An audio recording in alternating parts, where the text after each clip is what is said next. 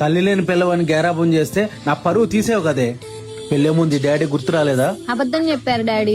అదే మీరు మాట మీద నిలబడి ఉంటే అసలు నేను వెళ్లేదాన్నే కాదు. అయినా చిన్నప్పటి నుంచి గేరాబంగా పెంచాక అదే నేను చేసిన తప్పు. ఏంటి గారాబంగా పెంచారా? నాకు నచ్చిన స్కూల్లో జాయిన్ చేశారా లేదా నాకు నచ్చిన బట్టలు కొని పెట్టారా? అంటే ఇప్పుడు నా పెంపకాన్ని అనుమానిస్తున్నావా? అర్థం అవ్వాలని చెప్తున్నా అంతే డాడీ. నీకు గుర్తు లేదా? నీకేం కావాలన్న ఆలోచించుకున్న నీ కాళ్ళ దగ్గర పడేసేవాడిని కదే. అది మీరు గారాబం అనుకుంటున్నారు కానీ బంధించేశారు. అదేంటమ్మో అలా మాట్లాడుతున్నావు?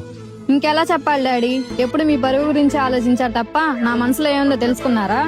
పరువు గురించి ఆలోచించేవాడిని అయితే వాడిని ఆ రోజే చంపేసేవాడిని. చిన్నప్పటి నుంచి నన్ను నేను కోల్పోతూనే వచ్చాను డాడీ. ఈ ప్రేమను పెళ్లి దాకా తీసుకొస్తావు అనుకోలేదు.